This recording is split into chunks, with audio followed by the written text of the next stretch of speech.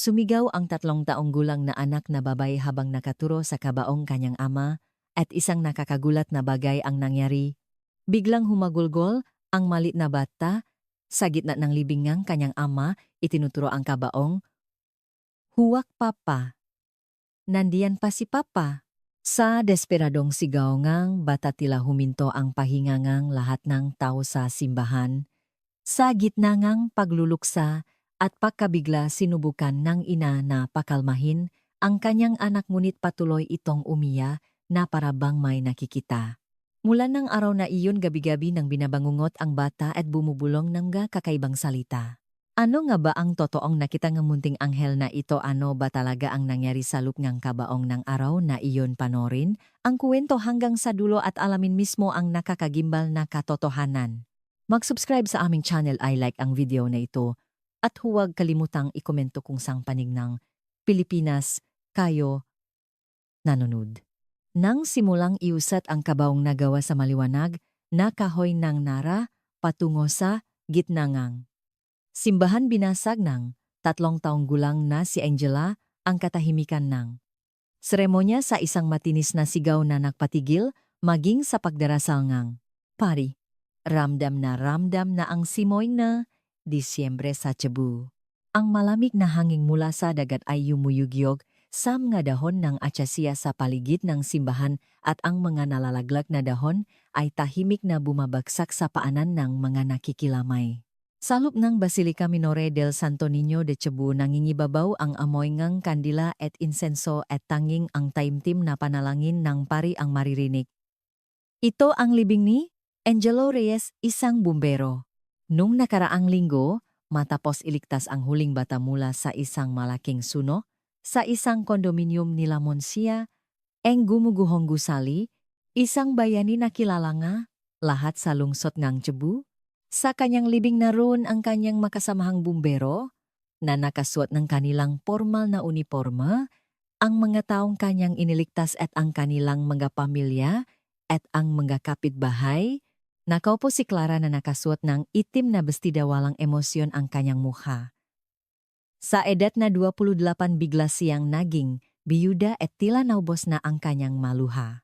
Sa nakalipas na 3 araw walang tigil ang kanyang pag-iyak kaya ngayon, wala na siyang nararamdaman kundi kahungkagan. Sa kanyang kandungan ay ang 3 taong gulang na si Angela. Kakaiba ang katahimikan ni Angela, hindi tulad ng dati. Para siyang isang matanda na naunawaan ang bigat ng okasyon. Unti-unting lumakas ang pagdarasal ngang pari at 2 bumbero ang naglabas ng larawan ni Angelo. Sa larawang iyon nakangiti si Angelo. Isang ngiting punong kumpiyansa at init tulad ng dati.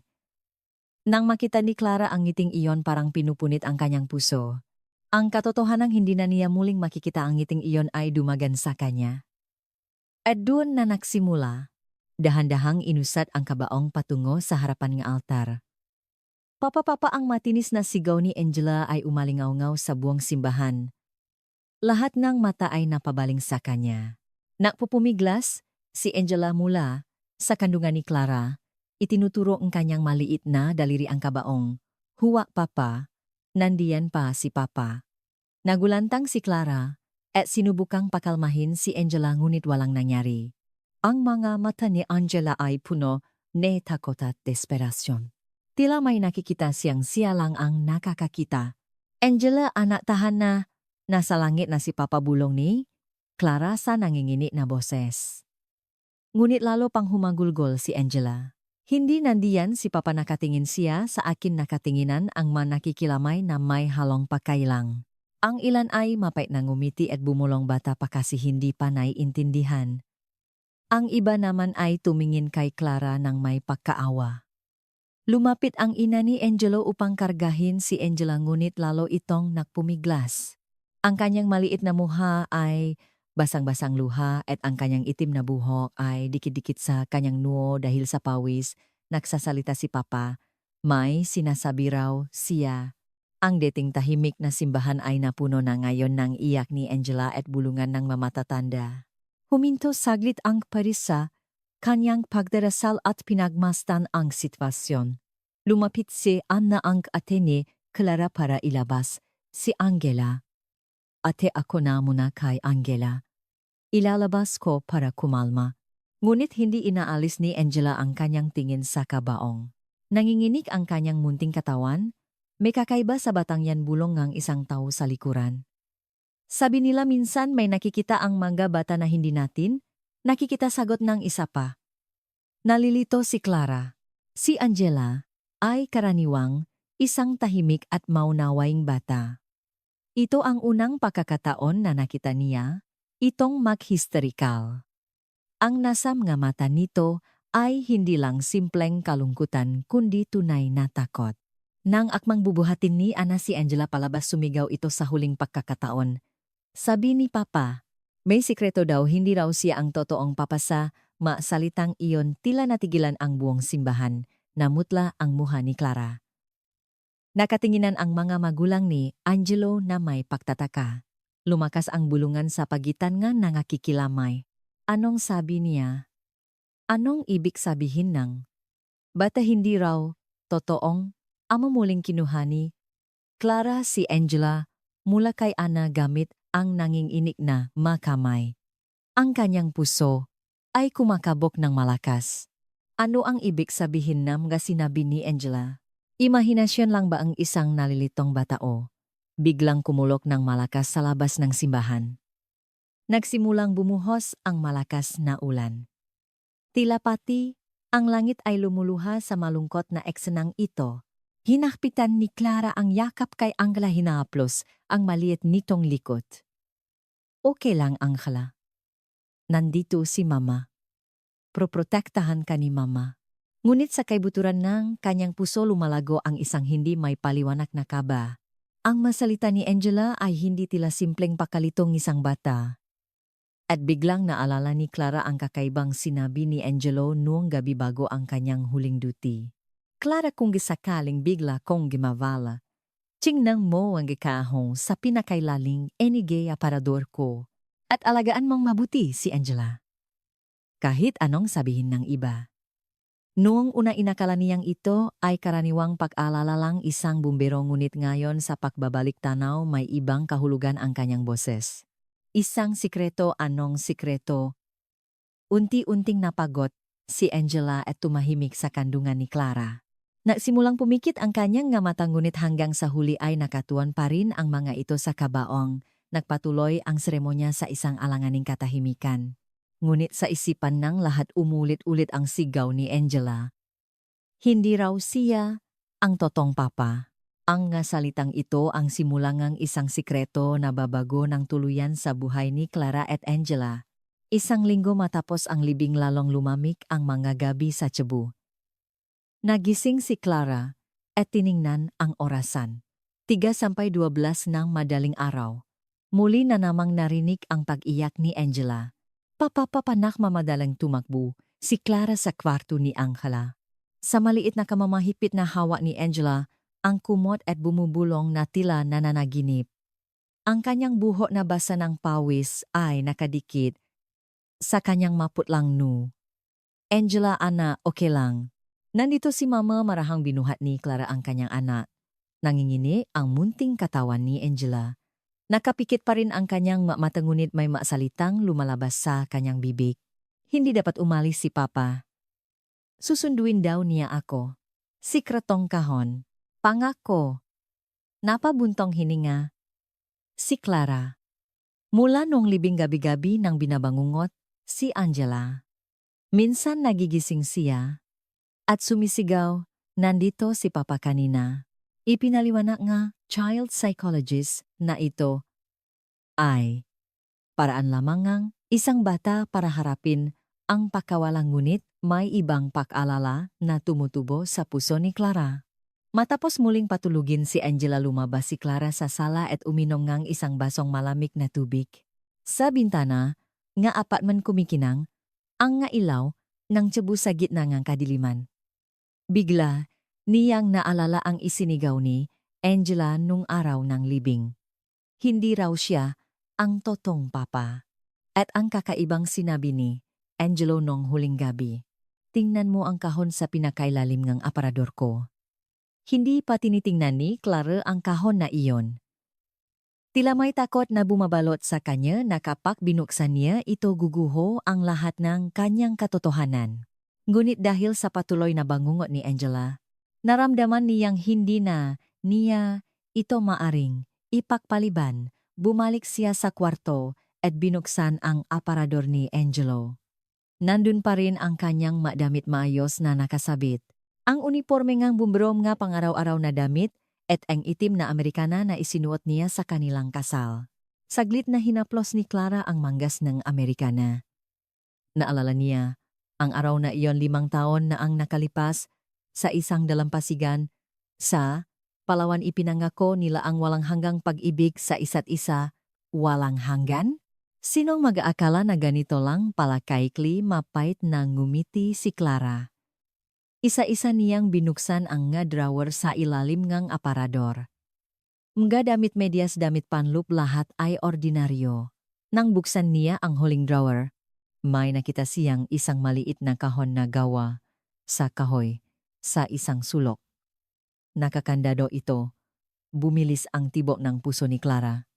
Ito na kaya ang kahon na sinasabi ni Angelo na saan ang susibigla, siyang may naalala. Palaging itinatago ni Angelo ang mga mahahalagang bagay sa isang lugar. Sa kanyang study table sa ilalim ngang maliit na imahen ngang Santo Niño. Nagmamadali siyang pumunta sa study. Tama nga siya? Sa ilalim ngang imahen ngang Santo Niño ay may isang maliit na susi. Nanginginig ang kanyang nga kamay nang bumalik siya sa kahon at isinuksok ang susi. Dahan-dahan niyang pinihit ito at isang klik ang narinig nang bumukas ang kandado. Sa loob na, kahon may isang sobre ilang mga litrato at mga nakatuping dokumento. Unang kinuha ni Clara ang sobre. Sa ibabaw nito, nakasulat sa maayos na sulat kamay ni Angelo para kay Clara. Buksan lamang kung hindi na ako makakabalik. Lalong nanginig ang kanyang nga daliri. Huminga ng malalim si Clara at binuksan ang sobre. May isang sulat sa loob. Sa sandaling iyon may narinig siyang maliliit na yapak sa likuran niya. Mama, nasa pintuan si Angela.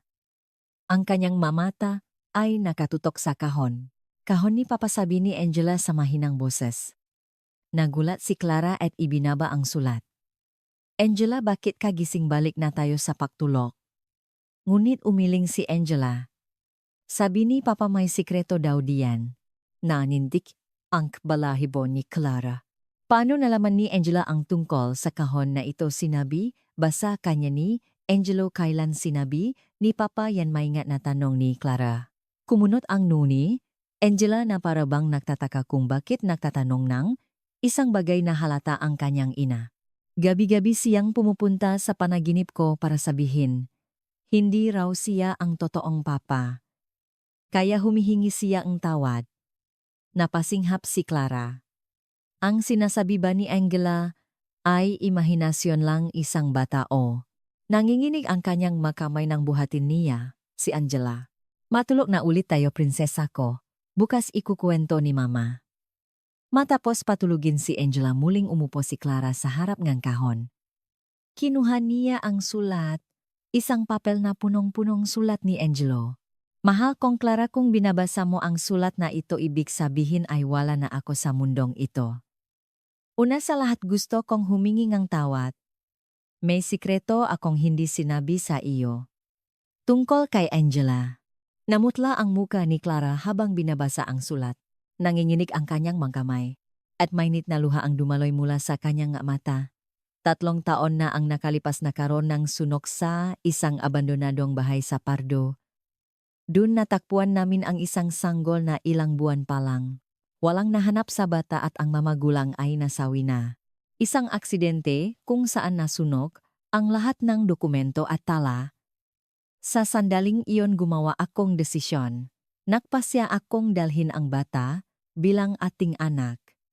Huminto sa paghinga, si Clara, si Angela, hindi nila tunay na anak gumawang ganitong desisyon si Angelo nang hindi niya nalalaman nakpatuloy ang sulat. Alam ko kung gaano mo kagustong makaanak. Hindi ko malimutan ang lungkot sa iyong mamata nang sabihin ng mga doktor na hindi ka maaring makaanak. Kaya gumawa ako ng maling desisyon.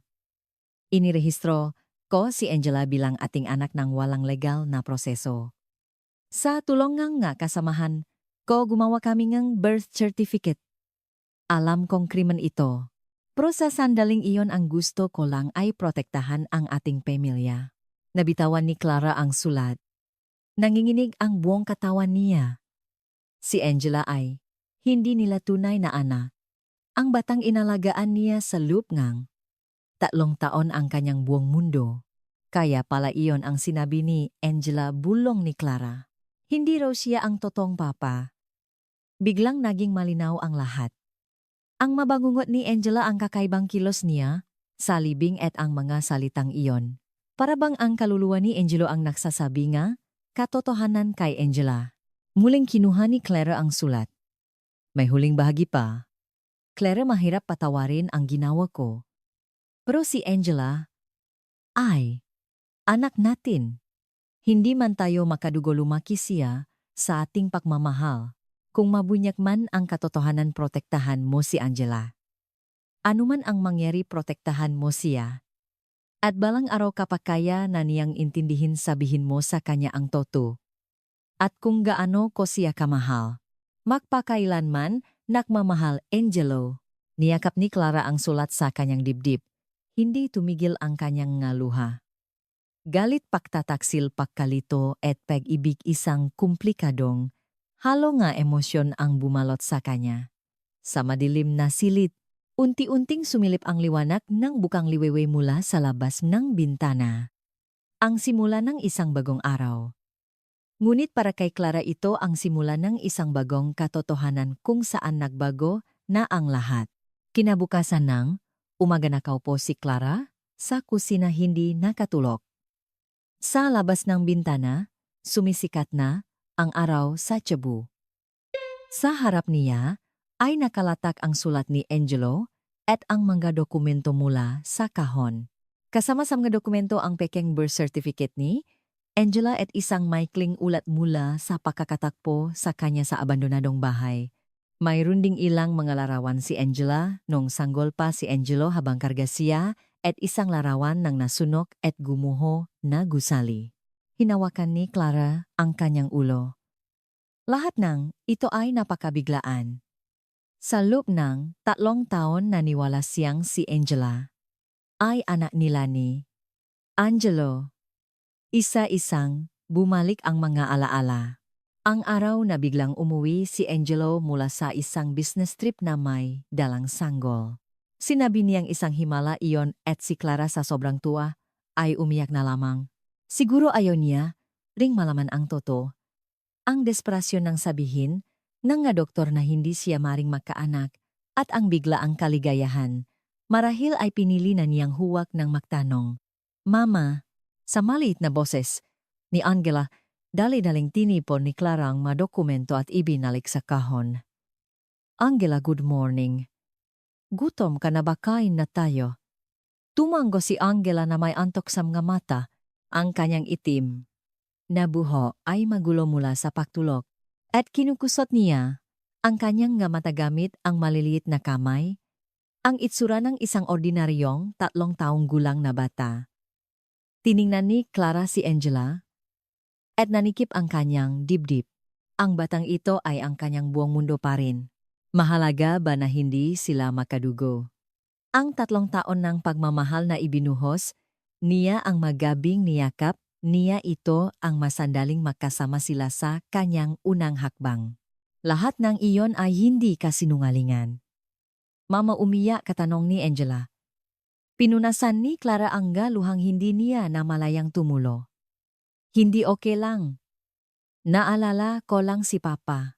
Lumapit si Angela kay Clara at hinaplos ang kanyang mukha gamit ang malilit na kamay. Huwag ka nang umiyak, Mama. Palagi nating kasama si Papa. Sa sandaling iyon nagdesisyon si Clara. Si Angela ay kanyang anak. Anuman ang mangyari, hindi magbabago ang katotohanan iyon. Matapos ang almusal, inihatid ni Clara si Angela sa daycare at umuwing mag-isa. Muli niyang kinuha ang kahon at sinuring mabuti ang nga nilalaman. Sa isa sa mga dokumento nakasulat ang address ng abandonadong bahay kung saan natakpuan si Angela. Isang lumang lugar sa Pardo. Mayroon pa kayang nga bakas nga? Araw na iyon doon nag-alinlangan si Clara.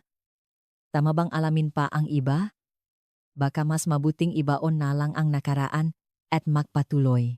Ngunit kung magpapatuloy, ang ngabangungo ni Angela kung makakaroon siya ngang mas maraming tanong habang lumalaki. Buo na ang kanyang desisyon input niya ang address sa kanyang smartphone at tumawag ng taxi. Paggalipas ng 30 minuto dumating si Clara sa isang lumang residential area sa Pardo. Naglakat siya sa makikitit na eskinita hinahanap ang address. Nang sa wakas ay marating niya ang lugar na pahinto, siya sa pahinga. Nandun pa rin ang nga bakas ang nasunog na gusali. Tila hindi pa ito ginigiba at pinabayaan na lang. May mga danger sign sa paligid at isang pansamantalang bakot. Maingat na lumingalinga si Clara.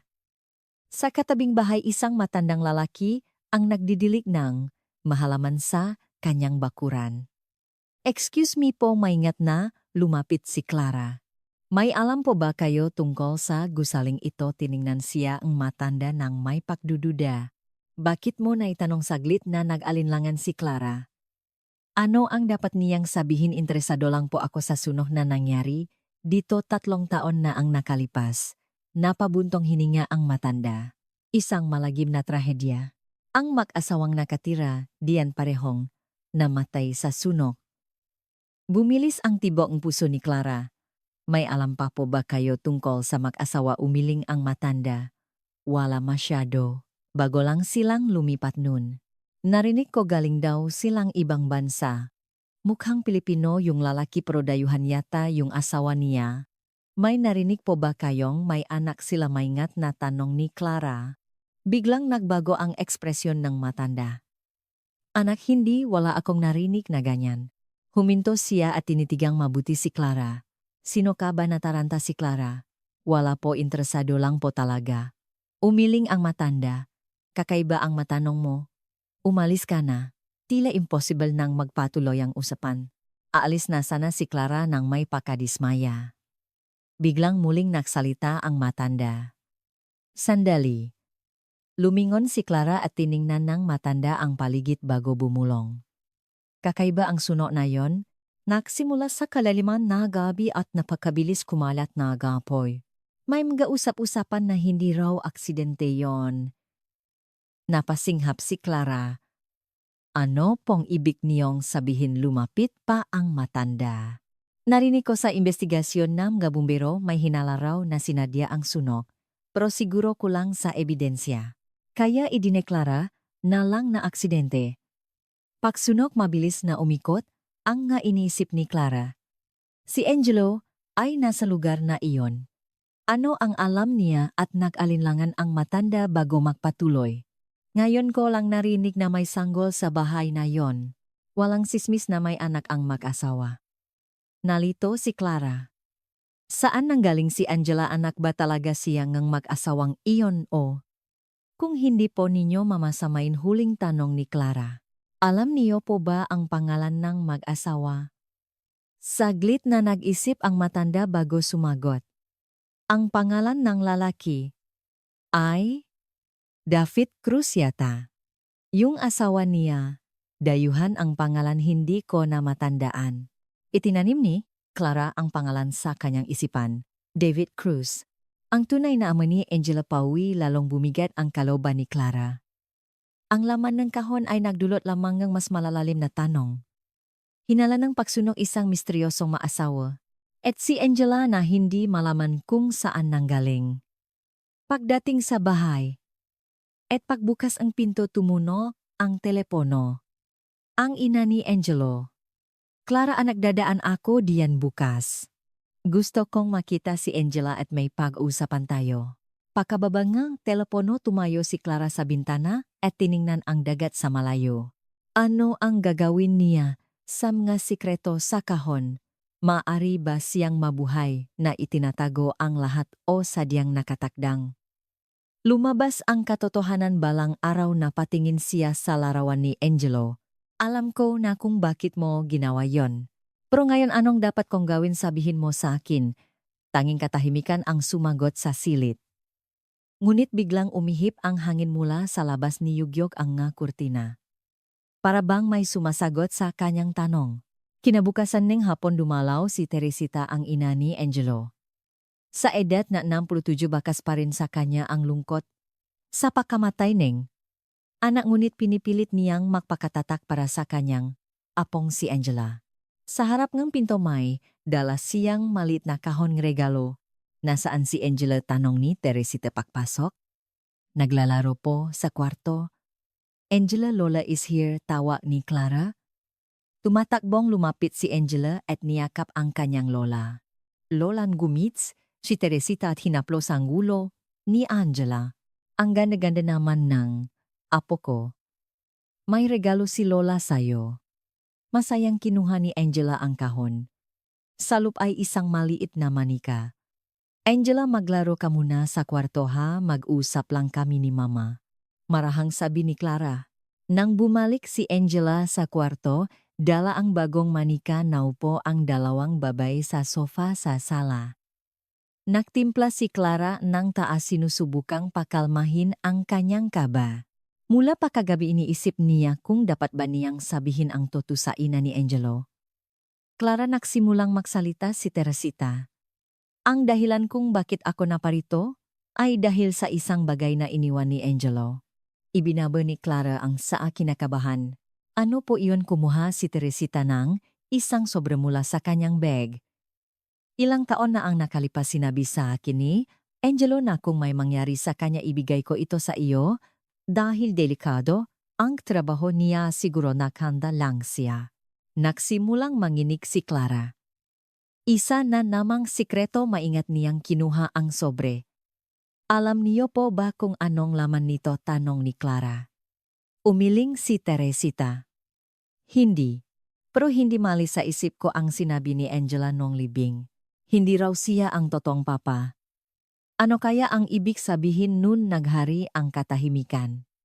Nagdesisyon si Clara. Dahan-dahan siyang tumayo at kinuha ang kahon ni Angelo. Nay, may ipapakita po ako sa inyo. Sa sumunod na oras ikinuwento lahat ni Clara ang tungkol sa laman ng kahon at sa sulat ni Angelo. Ang katotohanang si Angela ay isang batang nailigtas mula sa sunok na inampon siya ni Angelo ng walang legal na proseso. Unti-unting namutla ang mukha ni Teresita. Diyos ko, ginawa yon ni Angelo, hindi rin po ako makapaniwala, sabi ni Clara. Pero si Angela pa rin po ang anak namin. Hindi po magbabago yon sa puso ko. Matagal na hindi nagsalita si Teresita. May bakas ang iba't ibang emosyon sa kanyang mga mata. Clara, sa totoo lang may kailangan din akong sabihin sa'yo. Napasinghap si Clara. Tungkol kay Angelo. Hindi siya maaring makaanak. Natigilan si Clara at hindi makapagsalita. Nagpatuloy si Teresita. Nakasakit siya noong bata pa at dahil sa komplikasyon sinabi ng nga doktor na ganun ang mangyayari. Hindi sinabi sa iyo ni Angelo. Dahil sa pride niya at ayaw kaniyang biguin. Namo ang luha sa mga mata ni Clara. Kaya pala ginawa ni Angelo ang desisyong iyon.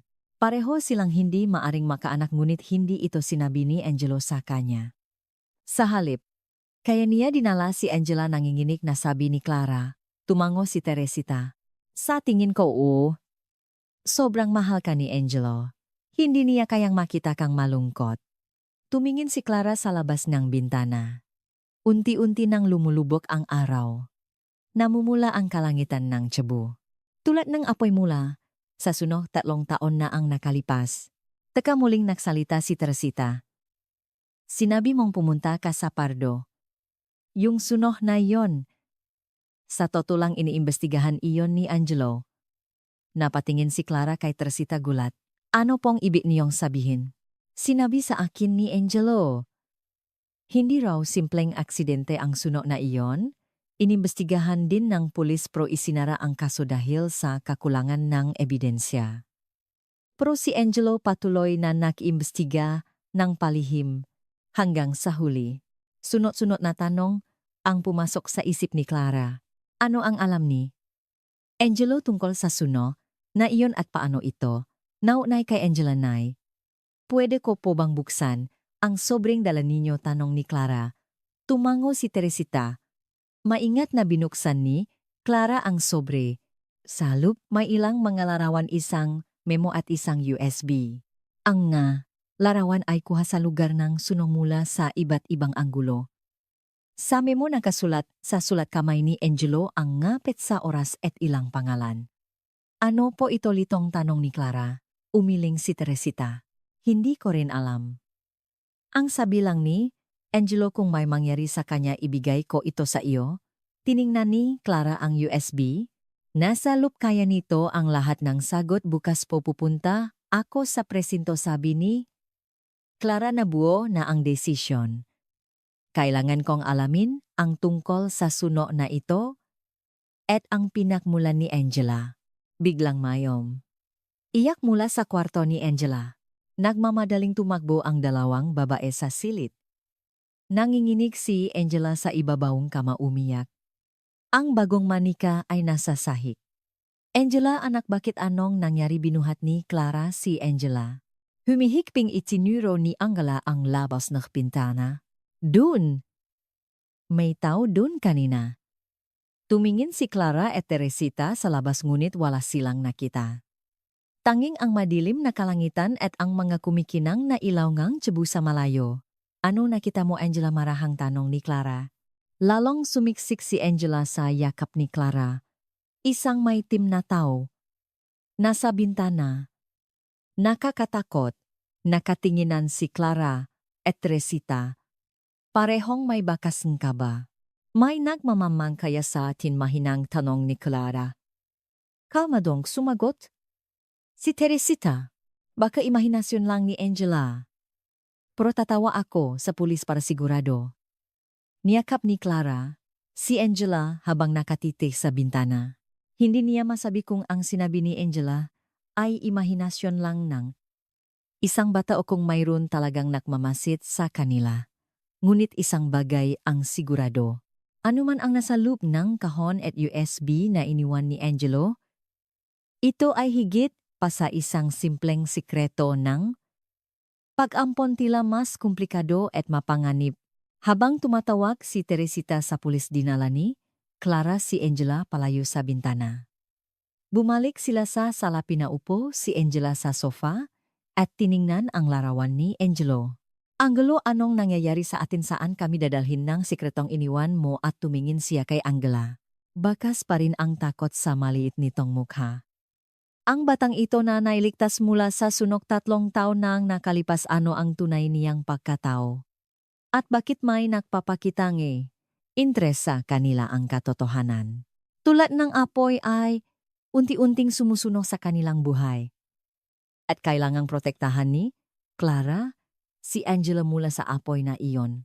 Nang gabing dumating ang mapulis, 2 patrol car ang pumarada sa harap ngang apartment na naging sentro ngang atensyon ng mga kapitbahay.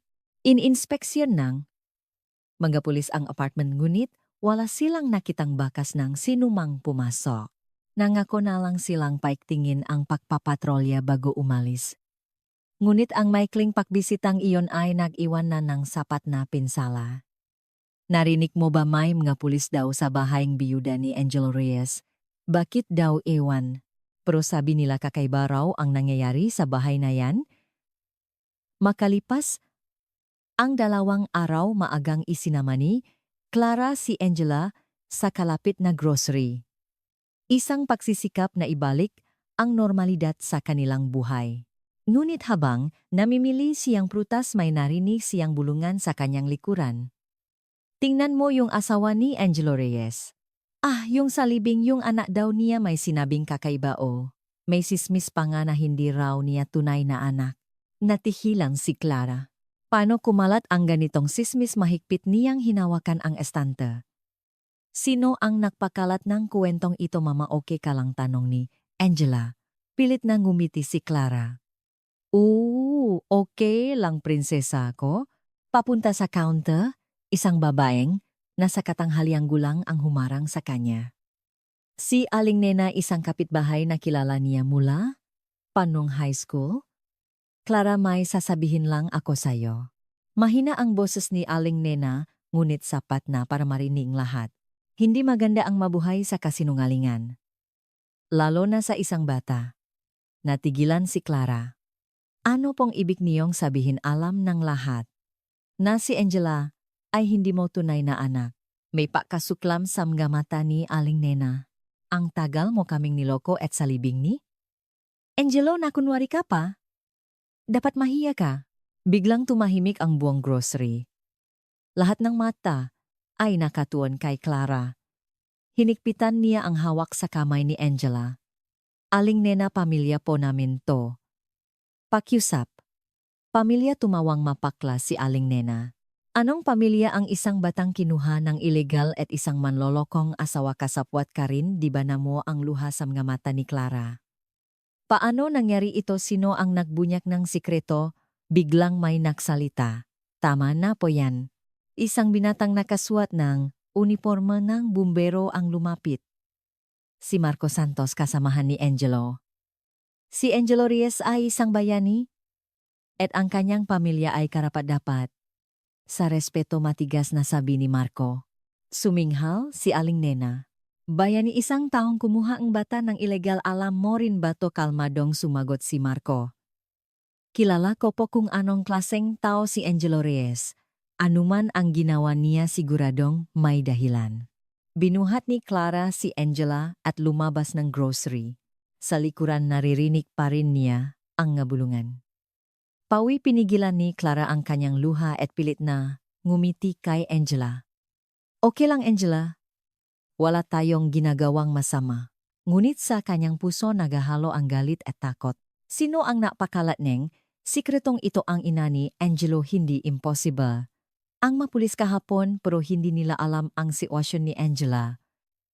Pagdating sa bahay, agad na isinaksa ni Clara ang USB ni Angelo sa computer. Sa loop mayroong dos-dos ng mga file. Mga larawan, dokumento at ilang mga audio recording. Binuksan niya ang unang dokumento. Di opisyal na investigasyon sa sunok sa Pardo ang pamagat. Habang binabasa niya ang manilalaman, unti-unting namutla ang mukha ni Clara.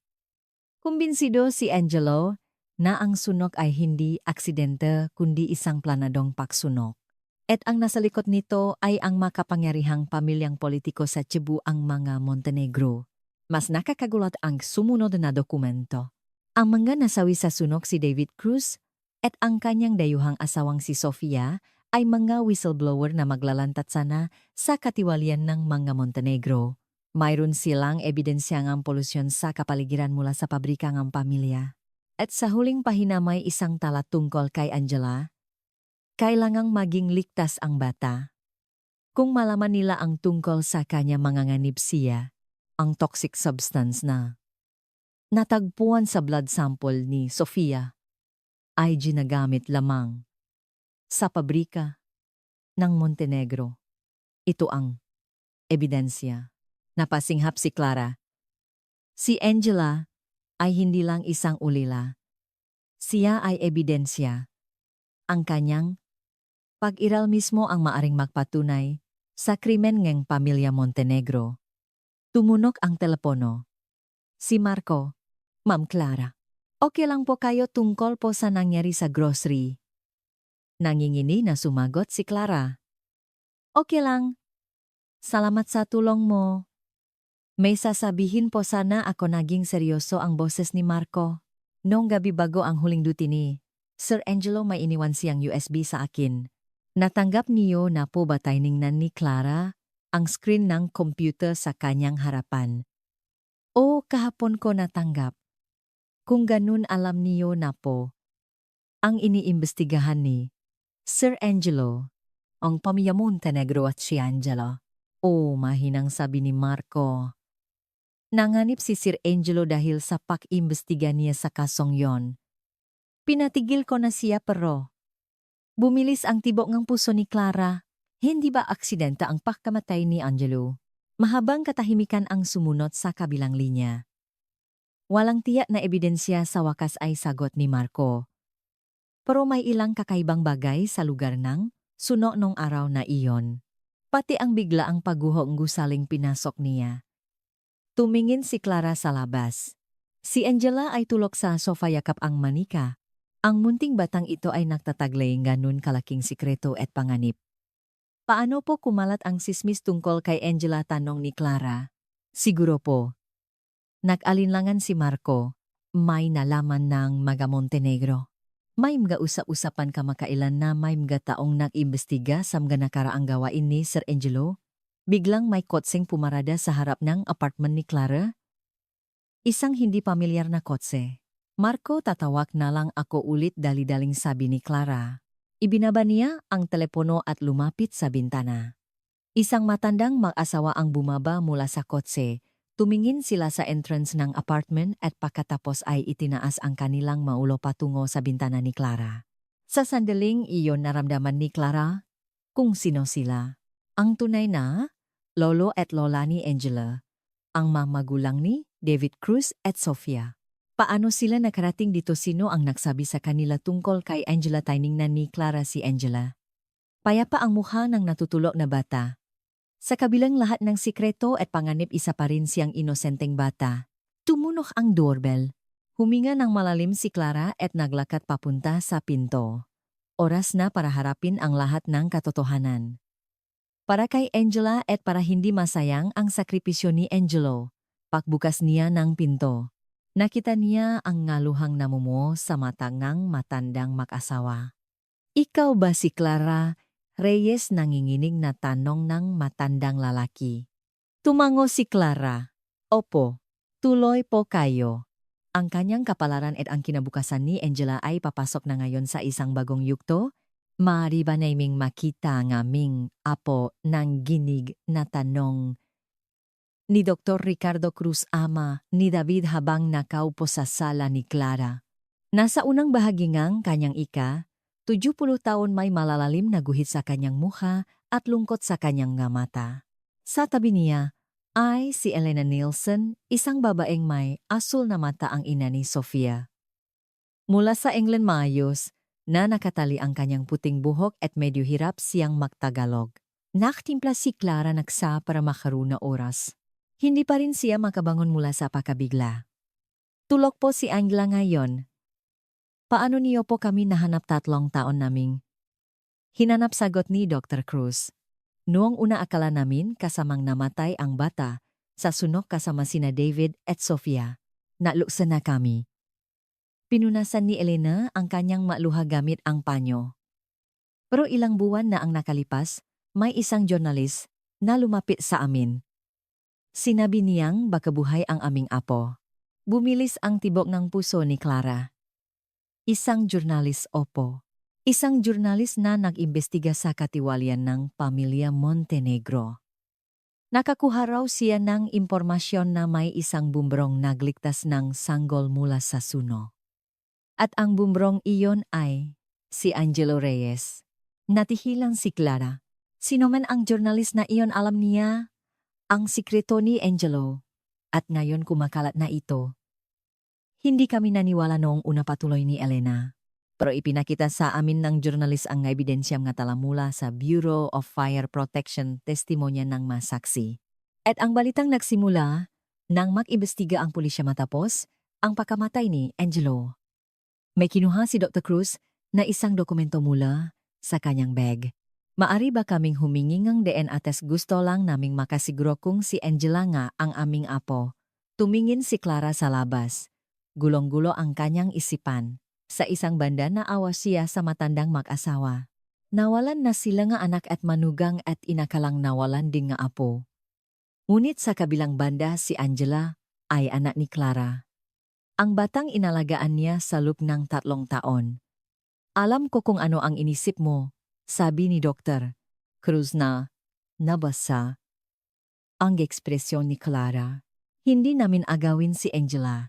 Sa tingin lang namin may karapatan kaming malaman. Si Angela at kami rin. Malumanay na idinakdak ni Elena. Kamukha ni Angela si Sofia? Nakita ko sa litrato pareho ang kanilang nga mata. Huminga ng malalim si Clara. Gusto niyo po bang maging bahagi nga pagpapalaki sa kanya na katingginan ang mag-asawa? Matatanda na kami, sabi ni Dr. Cruz. Hindi na namin kayang magpalaki ng bata. Pero gusto naming maging bahagi ng buhay ni Angela bilang kanyang lolo at lola. At seryosong sinabi ni Elena, may karapatan si Angela na malaman kung sino ang kanyang nga magulang, kung anong klaseng tao sila. Tila may bumara sa lalamunan ni Clara. Sa huli tumango siya. Naiintindihan ko po. Pero napakabata pa ni Angela. Mahihirapan siyang tanggapin ang lahat ng sabay-sabay. Pwede namang dahan-dahan mungkahi ni Dr. Cruz. Maari tayong magsimula bilang magkaibigan muna. Biglang may narinig silang malilit na yapak mula sa kwarto ni Angela. Napatingin ang tatlong matanda sa direksyon ng pinto. Lumabas si Angela mula sa pagtulog, kinukusot ang kanyang nga mata. Huminto siya nang makita ang nga hindi pamilyar na bisita. Angela, halika dito, malumanay na tawag ni Clara. Nga bago mong kaibigan. Maingat na lumapit si Angela. Namuha ang luha sa mga mata ni Elena. Ang bilugang mata ni Angela, ang maliit na ilong kamukhang-kamukha ni Sofia. Hello, Angela.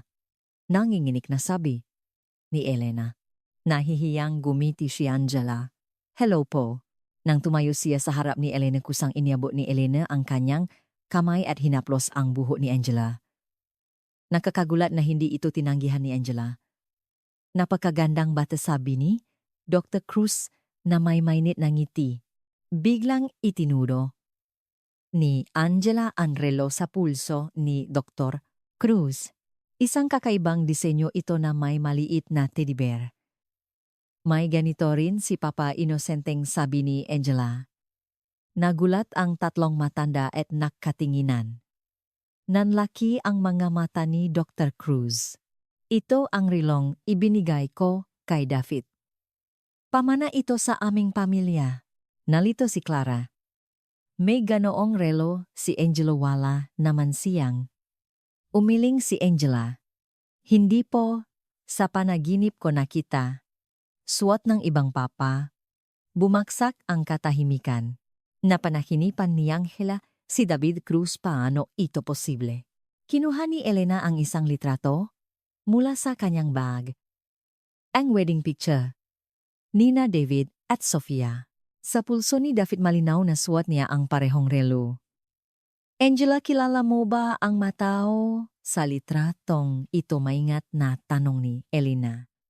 Tinitigang mabuti ni Angela ang litrato. Isang ekspresyon ng pakalito ang dumaan sa kanyang maliit na mukha. Nakita ko sila sa panaginip. Napasinghap si Dr. Cruz at Elena. Pati na rin si Clara.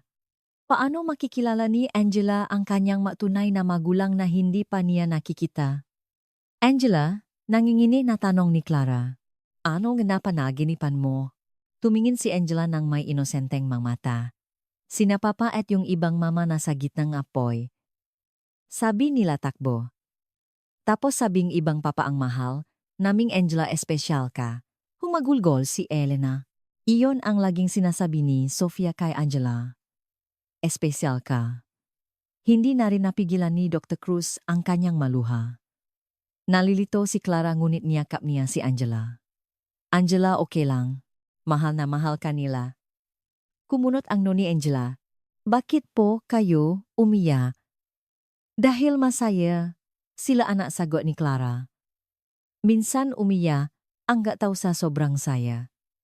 Hindi ito naintindihan ni Angela, ngunit sa kanyang busila na puso. Lumapit siya kay Elena at pinunasan ang maluha nito gamit ang kanyang maliit na kamay. Huwag na po kayong umiyak. Sa sandaling iyon nagdesisyon si Clara. Kanino mang anak si Angela, ang mahalaga ay minamahal siya. At dito sa silid na ito, may tatlong matandang nagmamahal kay Angela. May magagawa po tayo para kay Angela nang makakasama, sabi ni Clara. Pero kailangan muna nating alamin ang tungkol sa mga Montenegro. Kung totoong sila ang nanakit kina Sir David at Ma'am Sofia, nanganganib din si Angela. Tumango si Dr. Cruz nang may seryosong ekspresyon. Iniisip din namin yan. Kaya tinipon na namin ang lahat ng ebidensyang kaya naming makuha. Ang mga dokumentong iniwan ni David, ang mga research notes ni Sofia, at pati na ang sampling ng toxic substance na tumagas mula sa pabrika ng Montenegro, nanlaki ang mga mata ni Clara. Iyon ba ang sinasabi ni? O tumango si Dr. Cruz. Mga environmental activist ang anak at manugang namin. Nagipon sila ng ebidensya na dinudumihan ng pabrika ng Montenegro ang dagat ng Cebu. At dahil dun, hindi niya natapos ang sasabihin, naghalo ang galit at lungkot sa kanyang mamata. Ipinagpatuloy ni Elena. Gusto namin ng hustisya para kina David at Sofia at para lumaki si Angela ng ligtas. Tumingin si Clara sa labas. Palalim na ang gabi. Sa kalangitan ng Cebu, isa-isang lumitaw ang mga bituin. Isang bagong kinabukasan ang naghihintay sa kanya. Nakakatakot ngunit kasabay nito punong makaasa. Sasama po ako, matatak na sabi ni Clara. Para kay Angela at para tapusin ang hindi natapos ni Angelo. Hindi naintindihan ni Angela ang usapan ng mga matatanda. Masaya siyang nakaupo sa kandungan ni Elena, pinaglalaruan ang mahabang buhok nito. Sa kanyang inosenteng ngiti walang bakas ng anumang sikreto o panganib. Tanging ang kaligayahan ng isang batang minamahal. Lumipas ang isang linggo. Habang papalapit ang Pasko, sa Cebu ang apartment ni Clara ay naging parang isang war room.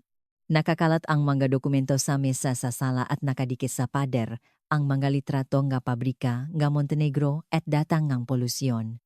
Pinagsama ang laman ng USB ni Angelo at ang mga dalang materyales ng mag-asawang Cruz, marami na silang hawa na ebidensya. Gabi-gabi nagpupulong sina Clara Marco at ang mag-asawang Cruz para pag-usapan ang kanilang plano. Malinaw ang kanilang layunin, ilantat ang krimen ng pamilya Montenegro, bigyan ng hustisya ang pagkamatay ni David at Sofia, at higit sa lahat panatilihing ligtas si Angela. Isang gabi may dalang mahalagang balita si Marco. Nakahanap po ako ng insider, mahinang sabi niya. Isang engineer na dating nagtatrabaho sa pabrika ang Montenegro. Kaya niyang patunayan na tama ang data na nakolekta ni Sofia. Huminga ng malalim si Clara. May sapat na tayong ebidensya. Oras na yata para pumunta sa pulis. Nag-alalang nagtanong si Elena. Pero malakas ang impluensya ng mga Montenegro. Hindi kaya hawak din nila ang mga pulis? Hindi po lahat, sagot ni Marco. Mayroon po akong tiwalang detective. Nagdududa rin siya sa nangyari kay Sir Angelo. Nabuo na ang plano. Kinaumagahan dadalhin nila ang lahat ng ebidensya sa presinto. Ngunit ang buhay ay hindi laging ayon sa plano. Kinabukasan nang pumasok si Clara sa kwarto para gisingin si Angela, isang nakakagulat na tanawin ang kanyang natuklasan. Nakaupo si Angela sa kamahawak sa maliit na kamay ang larawan ni Angelo. Angela, anong ginagawa mo? Marahang tanong ni Clara. Tining na ni Angela ang larawan ng may seryosong ekspresyon, isang kaseryosohan na hindi mo aakalain sa isang 3 taong gulang. Mama, may sasabihin daw si Papa.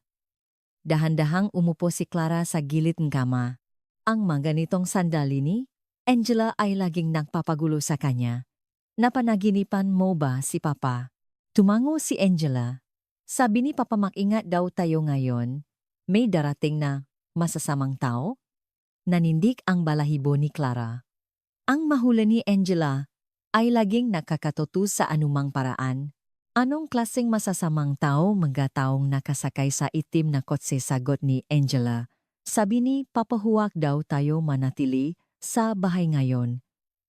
Agad na tinawagan ni Clara si Marco. Kailangan nilang baguhin ang plano. Sa halip na direktang pumunta sa presinto, makikipagkita sila sa tiwalang detektif ni Marco sa ibang lugar.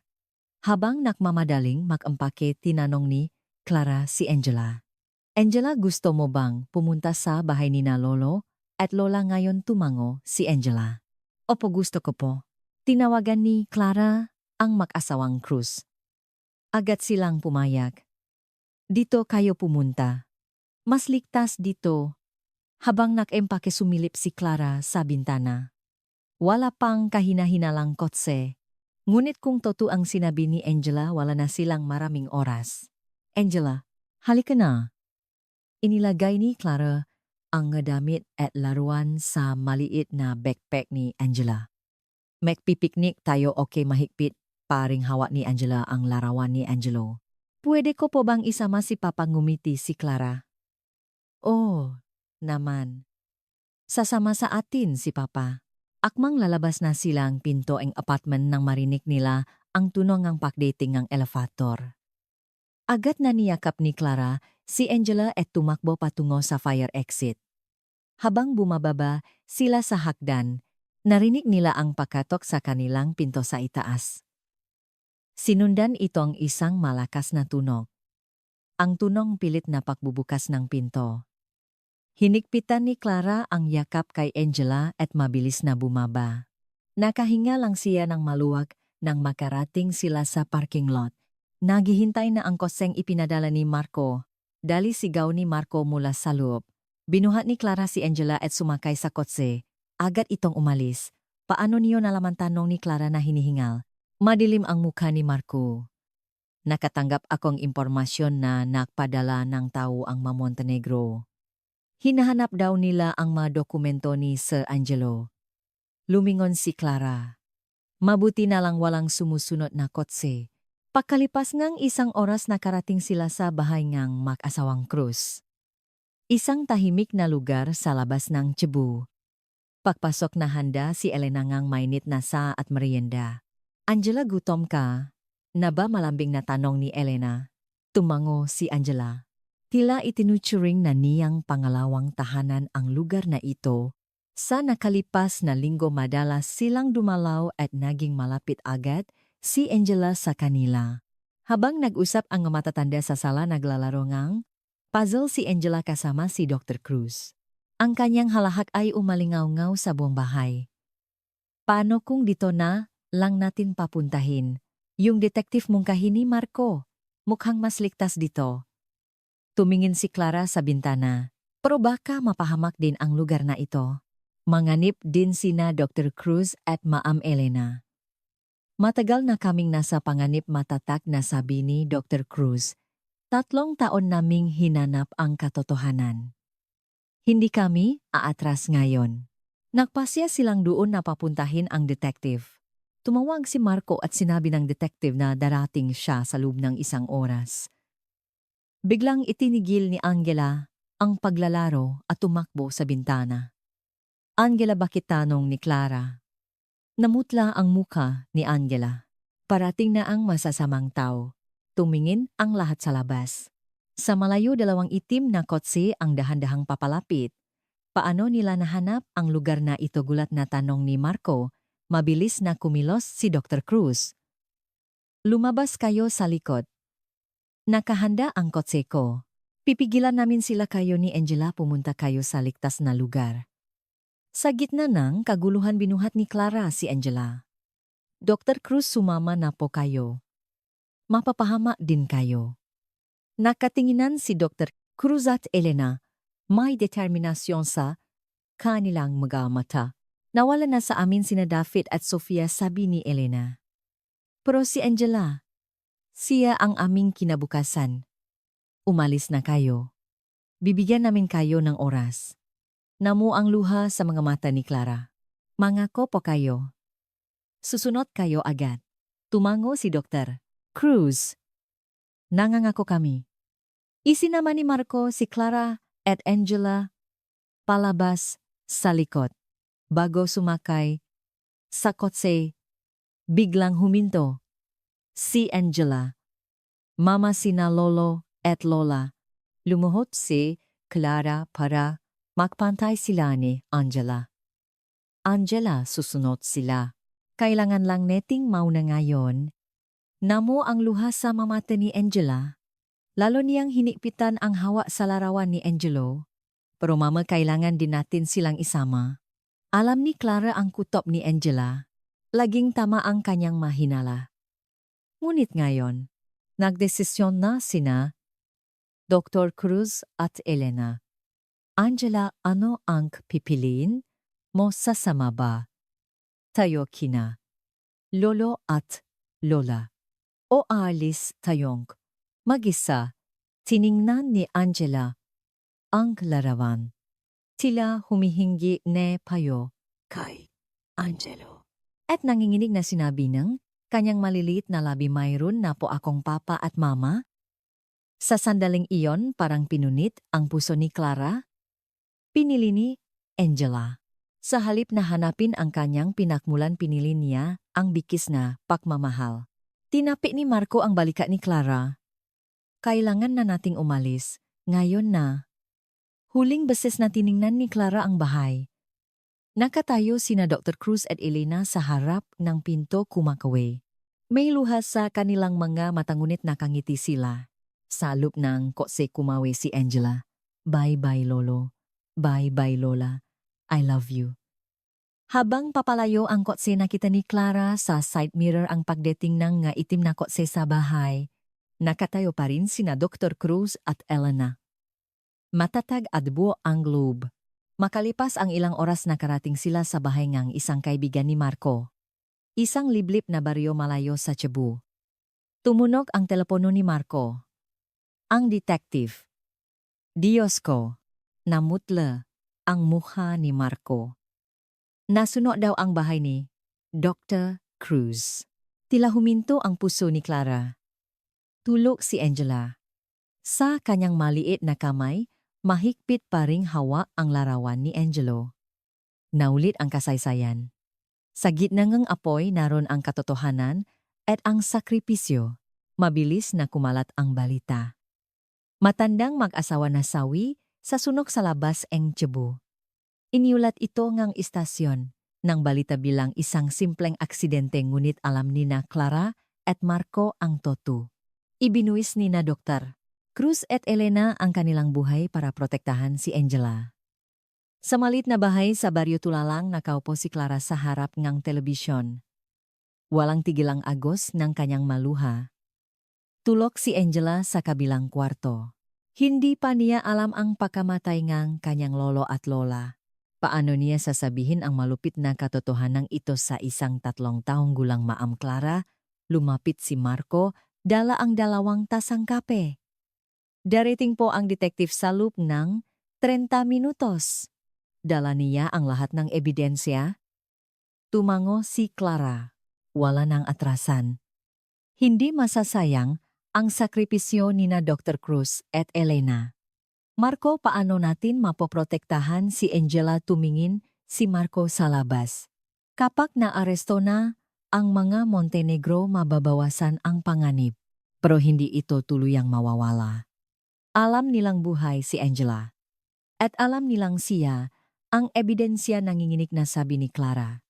Tumango si Marco. Kailangan nating simulan ang legal na proseso. Ayusin ang pagkakakilanlan ni Angela sa legal na paraan at para makuha niyo ang opisyal na kustodiya. Bumakas ang takot sa mamata ni Clara. Natatakot akong baka kunin siya sa akin. Kapag nalaman ang ilegal na pag-ampon ni Angelo, hinawakan ni Marco ang kamay ni Clara. Huwag po kayong matakot, mayroon tayong secret weapon. Kumuha siyang isang sobre mula sa kanyang bag. Isa na namang sulat mula kay Angelo. Ngunit ngayon para ito sa korte, inaasahan na ni Sir Angelo na mangyayari ito balang araw. Kaya nag-iwan siya ng isang notarized document. Inaamin niya na illegal ang pag-ampon kay Angela, pero ipinapaliwanag din niya kung bakit niya ginawa iyon at kung gaano niya kamahal si Angela. Nanginginig na kinuha ni Clara ang sobre. Isusumite natin to sa korte, opo.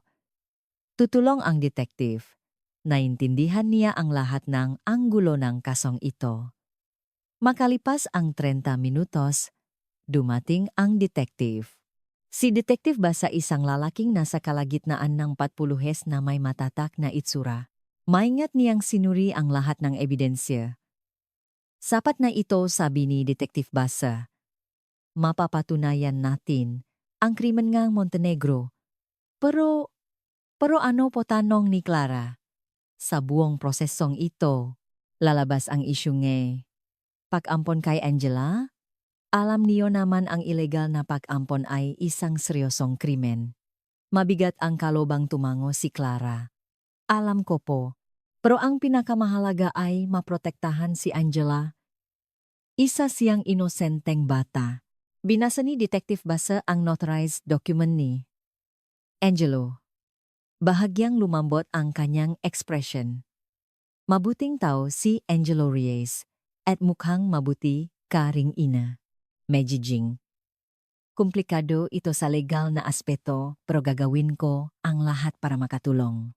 Mabilis na lumipas ang mga sumunod na araw. Naaresto ang chairman at mga opisyal ng pamilya Montenegro. Ibinalita ito bilang pinakamalaking environmental scandal sa Cebu. Idinagdag din ang kasyong pagpatay kina David Cruz at Sofia. Ngunit tulad ng inaasahan lumutang din ang isyu ng pagkakakilanlan ni Angela. Nang mabunyak ang ilegal na pag-ampon ni Angelo, nakialam ang DSWD, Department of Social Welfare and Development. Pansamantalang inilagay si Angela sa isang foster home at sinimulan ni Clara ang laban para makuha ang legal na kustodiya. Sa korte pinigilan ni Clara ang kanyang luha habang tumetestigo. 3 taon po akong naging ina ni Angela. Kahit hindi kami makadugo, totoo po ang aming pagmamahalan. Totoo pong ilegal ang paraan ng pakuha ng asawa ko kay Angela. Pero ginawa niya iyon para iligtas siya at binigyan namin siya ng isang matatag na pamilya. Sumalungat ang kinatawan ng DSWD. Ang batas ay batas. Hindi maaring kilalanin ang ilegal na pag-ampon. Kailangang dumaan si Angela sa tamang proseso ng pag-ampon para makahanap ng bagong pamilya. Tumagal ngang ilang linggo ang paglilitis. Araw-araw binibisita ni Clara si Angela sa foster home. Unti-unting pumapayat si Angela. Gusto na niyang umuwi. Mama, kailan tayo uwi araw-araw na tanong ni Angela. Pilit na nagpapakatatak si Clara ngunit minsan ay nagtatago siya sa banyo para umiyak kung mawawala si Angela. Ano pa ang matitira sa kanyang buhay? Sa wakas dumating ang arawng huling pakdinig. Puno ng tao ang courtroom. Naroon si Marco at ang makasamahan sa BFP at nakakagulat marami ring kapitbahay ni Clara. Maging ang mataong dating bumabati ko sa kanya ay sumusuporta na ngayon. Nagsalita ang hukom. Ang kasong ito ay may napaka-espesyal na sitwasyon. Mayroong isang illegal na gawain ng pag-ampon ngunit kasabay nito, kailangan nating isaalang-alang ang kapakanan at emosyonal na katatagan ng bata, tumahimik ang courtroom. Naramdaman ni Clara ang pamamawis ng kanyang makamay, at higit sa lahat nagpatuloy ang hukom. Mayroong sulat na iniwan ang yumaong si Angelo Reyes. Ang dokumentong ito na direktang ipinadala sa korte ay naglalaman ng paliwanag sa kanyang nga ginawa malalim na pagsisisi at walang kondisyong pagmamahal para kay Angela. Huminto saglit ang hukom at itinaas ang sulat ni Angelo. Kagalang-galang na hukom. Kung binabasa ang sulat na ito habang wala na ako sa mundo, nangangahulugan itong nabunyak na ang aking ilegal na gawain. Inaamin ko ang lahat ng responsibilidad sa krimen na aking ginawa. Ngunit sana po ay maunawaan ninyo na ito ay isang desisyon para iligtas at protektahan si Angela. At higit sa lahat ang aking asawang si Clara ay walang kinalaman dito. Itinago ko sa kanya ang katotohanan. Tumulo ang luha mula sa mga mata ni Clara. Maging ang kinabukasan na wala siya ay plinano pa rin ni Angelo. Si Angela ay aming anak. Isang relasyong binuo hindi ng dugo kundi ngang pag-ibig. Ang pinakahihiling ko ay lumaki si Angela kasama si Clara na tunay na nagmamahal sa kanya. Kung papayagan ng batas iyon po, ang pinakamabuting desisyon para kay Angela. Isang malalim na katahimikan ang bumalot sa courtroom. Maraming tao ang nagpupunas ng kanilang nga luha. Biglang may narinig na maliit na boses mula sa likuran ng courtroom. Mama, napalingon ang lahat. Nakawala si Angela mula sa kamay kinatawan ng foster home at tumakbo papasok sa korte. Dumiretso siya kay Clara. Mama niyakap ni Angela si Clara. Walang sinuman hukom abogado ang pumigil sa sandaling iyon. Mahigpit na niyakap ni Angela ang leg ni Clara at bumulong. Gusto ko nang umuwi. Umiyak si Clara habang yakap si Angela. Makakawi na tayo, prinsesa ko. Pinanot nga hukom ang eksena bago sa wakas ay nagbigay nga desisyon. Isinasaalang-alang ng korte ang pinakamabuting kapakanan ni Angela, ipinakakalob kay Clara Reyes, ang pansamantalang kustodiya. Ang formal na prosesong pag-ampon ay dapat maksimula sa loob ng 6 na buwan at sa panahong iyon makakaroon ng regular na pagbisita mula sa kinatawan ng DSWD. Hindi makapaniwala si Clara. Lalo niyang hinihpitan ang yakap kay Angela. Narinig mo ba, Angela, makakawi na tayo? Masayang ngumiti si Angela. Para sa kanya, mas mahalaga ang makasama ang kanyang ina kaysa sa anumang komplikadong legal na usapin. Paglabas nila ang korte, maraming bumati kay Clara. Nakakagulat maging si Aling Nena na dating kumutya sa kanya ay lumapit para humingi ng tawad. Pasensya na, Clara. Masyado kitang hinusgahan. Isa kang napakabuting ina. Ngumiti si Clara. Okay lang po. Ang mahalaga masaya si Angela. Pawi tiningnan ni Clara ang tanawing ng taglagas sa labas ngang bintana. Ang dahon ng puno ay nagiging ginintuan at nalalaglag sa kalsada. Sa tabi niya payapang natutulog si Angela. Napunta ang isip ni Clara kay Angelo at kina Dr. Cruz at Elena. Dahil sa kanilang sakripisyo, ligtas si Angela. At ngayon ipapatuloy ni Clara ang pangarap nilang lahat. Ang palakihin si Angela ng may pagmamahal. Habang tumatakbo ang kotse, sa kalsadang tanaw ang dagat ng Cebu, pinula ng papalubo na araw ang karagatan. Tila isang hudyat ng bagong simula. Nagising si Angela at tumingin sa labas. Ang ganda, ngumiti si Clara. Ang ganda nga. Uwi na tayo, Angela. Mahigpit na hinawakan ni Angela ang kamay ni Clara. Mama, nakatingin sa atin sina papalolo at lola. No, naramdaman ni Clara na tila may bumara sa kanyang lalamunan. Paano nalaman ni Angela ngunit nagpakatatak siya? Palagi nila tayong binabantayan. At mahal na mahal nila tayo. Tumango si Angela na may kasiyahan. Mahal ko rin sila. Ang pamilya ko. At ganon, magkahawak kamay silang umuwi. Bilang isang tunay na pamilya na pinagbuklod, nega pag-ibig na mas malalim pa sa dugo. Minsan mayroong pag-ibig na mas malalim pa sa dugo. Ang tunay na pamilya ay hindi tungkol sa dugo kundi sa mga taong hindi bumibitaw sa isa't isa hanggang sa huli hindi. Ba ikaw kung nasa kalagayan ka ni Clara, pipiliin mo rin ba ang pag-ibig kahit na tinalikuran ka na ng mundo? Ang katotohanang itinuro ngang malit na kamay ni Angela ay muling nagpaalala sa ating ng isang mahalagang aral na tila nakakalimutan ng mundo. Anong naramdaman mo habang pinapakinggan ang kwentong ito? Kung ikaw si Clara, ano ang magiging desisyon mo kung ang kwentong ito ay nakaantik sa iyong puso? Mangyaring mag-subscribe sa aming channel at i-like ang video na ito. Kung nais mong ibahagi ang damdaming ito sa iba, huwag mag-atubiling i-share ito. At sa comment section ipaalam sa amin ang iyong mga salubin at kung sang bahagi ka ng mundo nanonood. Nais naming marinig ang iyong kwento.